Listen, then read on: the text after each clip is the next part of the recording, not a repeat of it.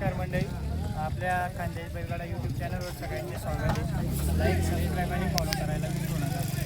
आज आपण आलो तो पुढे येथे श्रीराम केसरी मैदानात, दुसरा होईल मैदानात. तर गाडी गुलालास पात्र झालेली आहे, म्हणजे गुलाल झालेला आहे गाडीचा. जाणून घेऊया मालकांचा आपण अनुभव. नमस्कार दादा. आपला आणि आपल्या गाडीचा परिचय घ्या. आपला अजय भाऊ गाडी कोणत्या नावाने पळाली? सोना सोना घटना 55 पाहणार. तुमचं नाव काय? गाडीमध्ये तुमच्या वाचनाचं नाव? दुसरा वाचून कोणता आहे? दुसरा आहे आणि म्हणू का तो पण दुसराच आहे. आता दुसरा बघा म्हणजे दुसऱ्या मैदानाने दुसऱ्या वासरांनी आज या दुसऱ्या बैल मैदानात नंबर 3 नंबर केलेला आहे.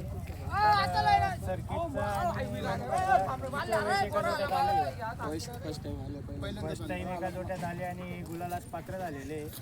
कसा आहे तुमचा गुलालाचा अनुभव, काय सांगता? मुलालाच अनुभव म्हटलं तुम्ही माझी पहिले एकदा घेतलीच होती मुलाखत 40 केसरीला आपण नंबर गेलता तेव्हा, म्हणजे वासरू आपला आदतच होतं. दुसऱ्याच्या मैदानात आपण नंबर गेलता. दादांनी सांगितलं 40 केसरीला सर्किट आदत होता आणि तेव्हा पण दुसऱ्याच्या मैदानात सर्किट आदत असताना मला वाटतं शिवाला घेऊन नाही देवा देवाला घेऊन बुलढाण्याच्या देवाला घेऊन आदत वासराने दुसऱ्या मैदानात नंबर केला होता. त्यावेळेस हे वासरू म्हणजे एकदम तळागाळातलं वासरू होतं. वासरू कोणाला परिचित नव्हतं, पण आपण मुलाखत घेतली आणि भाऊंचं नियोजन पण तगडं असतं. तर कंटिन्यू नंतर गुलालात राहिली, पण मध्ये परत एकदा संघर्षाचा काळ आला. कसा होता संघर्षाचा काळ तुमचा? संघर्षाच्या काळात म्हटलं तर आपल्या भागातल्या लोकांनी फोन सुद्धा उचलले नव्हते. म्हणजे जवळजवळ आजपर्यंत त्याचाच इतिहास आहे, तुम्ही सगळ्यांनीच पाहिलंय. तो कुठल्याच बैलाला कधी कमी पडला आणि मान काढूनच पळायला आजपर्यंत त्याचा म्हणजे त्याचं ते खासियतच आहे. पण लोक तरी म्हणायचे गुलालात नाही वासरू बैल देत नव्हते. आपण त्या काळात आपण सगळे संभाजीनगरचे बैल टाकले, सेकंदाचे बैल टाकून वासरू सुट्टा गट काढून, पण सेमील ते सेकंदाचे बैल त्याला पुरत नव्हते म्हणून आपण कुठेतरी मार खायचो थोड्यात. झाला आणि आपण संघर्ष मोडण्यासाठी पहिल्याच दंगलीचा एक गावठी वासरू घेऊन आपण 3 नंबर केला बोलावला. ते म्हणजे कोणाच्याच नजरेत नसलं वासरू आपण आणलं. लोक हसत होते काय घेऊन आले. त्या दिवशी सर्किटनी म्हणजे आपल्या खानदेश भागातील सेम बकासूरची कॉपी असलेलं वासरू, एकदम तळागाळातलं वासरू, म्हणजे जे कोणालाच परिचित नाही असं वासरू सर्किटच्या गळ्यात पळाला. आणि त्या दिवशी 3 नंबरला आपली त्या दिवशी काही भेट झाली नाही, अंधार होऊन गेला होता, त्यामुळे त्या दिवशी काही जमलं नाही. पण तो किती दिवसानंतरचा संघर्ष, तिथे गुलाल आपला संघर्ष संपला. जवळजवळ 4 महिने झाले होते. 4 महिने सर्किट गुलाला पात्र होता, पण संघर्षाचा काळ होता. मालकाने जिद्द सोडली नाही, काही ना काही नियोजन करत आज तिथे गोंडगावला 3 नंबर गेला आणि आज परत गुढे येते, म्हणजे काय 5-6 दिवसाच्या गॅपनंतर आज परत 3 नंबर गेला. तर कसं असतो आज, काय वाटतं? गुलालाचा अनुभव असा असतो, गुलाल नसल्यावर आपल्या मागे कोणी राहत नाही. गुलाल भेटला की आपल्या मागे भरपूर म्हणजे आपल्याला फोन, मला एवढं 5 दिवसात एवढे फोन आले तर मला टेन्शन करून गेलं कुठला बैल टाकायचा. मी अजय भाऊला फोन केला, म्हटलं अजय भाऊ अशाच्या बैलांचे फोन येत आहे. पण मला असं वाटतं की दुसऱ्याची गाडी जोडून जेवढी पडेल तेवढा मोठा बैल वळायला सर्किटला जड जाईल. तो जेवढा हलक्या बैलाला घेऊन म्हणजे त्याच्या शरीराच्या मापाच्या बैलाला घेऊन जेवढा जास्त पळू शकतो तेवढा मोठा बैलाला त्याला गाडीला स्पीड नाही सापडणार. म्हणून आम्ही हे असं संतुलन बघून हा पैरा केला होता. बघा म्हणजे मालकाचं किती बारीक काम, म्हणजे बारीक गोष्टी लक्षात घेऊन काम करतो. बघा ते सर्किटला जो बैल झेपेल आणि जी गाडी जुळून पाहू शकते, म्हणजे मापटापचं वासरू टाकून एकटा बैल पण गाडी घेऊन लावू शकतो. पण आज मनुक आपण जवळजवळ 4-5 गुलाल झालेले. दादा मनुकाबद्दल तुम्ही 2 शब्द सांगा.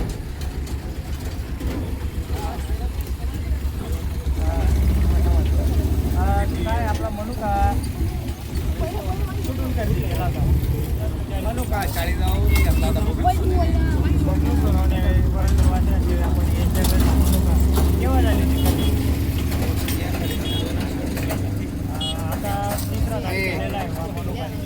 किती गुलाल झाले मनुकाचे आतापर्यंत? गुलाल आता त्याचा 5वा गुलाल. आपला गोरा 2 महिन्याच्या मध्ये 5वा गोरा. तुम्ही काही संघर्षाचा काळ पाहिला? संघर्षाचा काळ म्हणजे हा बैल आहे ना अजय बाबू यांच्या आला आमच्या नियोजनात पळायला लागला. तरी 20 दिवसामध्ये 4 गुलाल केले. 20 ते 25 दिवसामध्ये 40 केसरीपासून चाळीसगाव ज्याही मैदानात नियोजन केलं त्या मैदानात गुलालच झाला.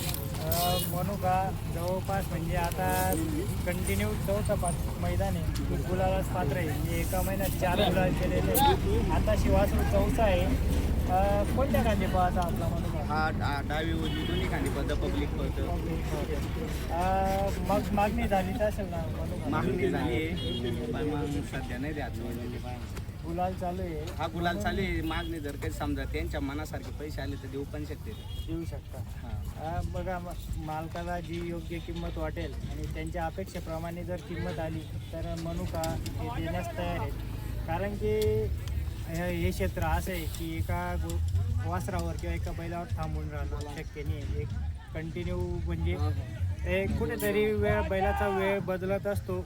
त्याप्रमाणे आता बरेचसे मालक काही जण पैसे बनवू शकतात, काही जण नाही बनवत. मग अखेर त्यांचा परत संघर्ष. नमस्कार मंडळी. नमस्कार. आज मनुका आपल्या नावावर पळतोय. सांगा 2 शब्द मनुकाबद्दल.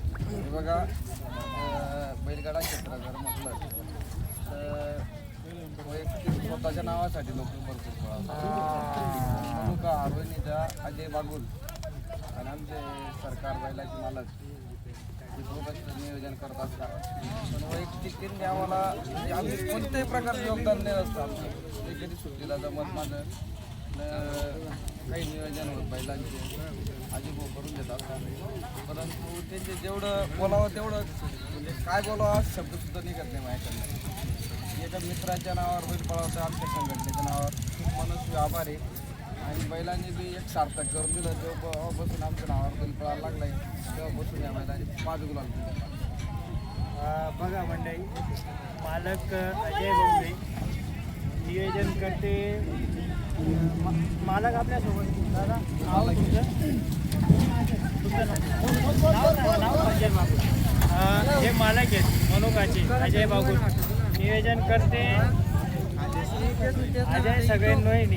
आणि मनुका पोहतोय आपले सोन्या शिवराज बैलगाडा संघटना 55-55 पाटणा देवीचे सचिन दादा यांच्या नावाने. म्हणजे या क्षेत्रात तुम्ही बघू शकता की मित्रप्रेम आणि जिव्हाळ्याचे नातेसंबंध कसे होतात आणि कसे जपले जातात. याचं एकदम चांगलं उदाहरण म्हणजे आपल्याला इथे पाहायला मिळतं आहे की मालक 1 आहेत, त्याचे नियोजन करते 2 आहेत आणि बैल पळतोय सचिन दादांच्या संघटनेच्या नावावर. तर कसं असतं तुमचं तिघांचं बॉन्डिंग काय की हे सगळं चालू आहे तुमचं आणि आज तुमच्या तिघांच्या या कर्तबगारीला यश पण येतं आहे. कसा आहे तुमचा अनुभव या गोष्टीचा? बघा मनुका पूर्वीपासून आदत असताना बघायचं चांगला पळायचा बैल पळाला आहे. आणि हा जो सरकार हिंदकेसरी सरकार बैल होता हो रोहिणीचा पूर्वी तो नेवपूरचा होता. पुढचा आता चालू वर्षी आणि ऐका ना तो बैल सुद्धा यांच्याकडे होता की अजय भाऊ हां मनुका म्हणजे त्याच्या दावणीला म्हणून दादांनी सरकारचं नाव घेतलं. सरकारची मुलाखत 2-3 वेळेस घेण्याचा योग आला पण ते भेटलेच नाही. सरकार हे चालू वर्षी कुसेगाव हिंदकेसरीचा 6 नंबरचा मानकरी. त्याच धावणीचं हे दुसरं हत्यार आहे. म्हणजे हिंदकेसरी धावणीचं दुसरं हत्यार आहे मनुका. आणि त्या धावणीला शोभेल अशी याची कर्तबगारी चालू आहे आणि पुढे ही चालू राहील. पहिले पण 2 बैल होते ते 40 केसरीला 1 नंबरचे मानकरी झाले. तर ते 11 लाख रुपयामध्ये घेतले होते दोन्ही बैल. त्यांच्यावाले होते ते अजय बाबू. बघा याच धावणीचे पहिले 2 बैल पण 40 केसरीला 1 नंबरचे मानकरी. घरचा जुगा पळाला होता तेव्हा भिंगले म्हणून बैल होते. घरचा जुगा पळून 1 नंबरचे मानकरी झाले तेव्हा 11 लाख रुपये. ही केव्हाची गोष्ट आहे दादा? 2-3 वर्षाच्या 2 वर्ष याच धावणीचे 2 बैल घरचा जोगा त्यांनी 40 केसरी म्हटल्यावर आपल्या खानदेश भागातलं सगळ्यात टफ फाईट मैदान असतं. त्या मैदानात 1 नंबरचा गुलाल केला आणि बैल जोडी पूर्ण 11 लाख रुपयाला विकली गेली. हे पण एक गोष्ट शिकण्यासारखं आहे. एक वेळची संधी साधली त्यांनी सोनं केलं. तर परत त्यांची मेहनत चालू होती म्हणून त्यांच्या दावणीला सरकार काढला आणि आता त्याच सरकारच्या पावलावर ते ठेवून मनोका करतोय. तर दादा तुम्हाला पुढील भविष्यासाठी तुमच्या धावणीसाठी आणि मनोकासाठी शुभेच्छा. धन्यवाद. तुम्हाला असंच नेहमी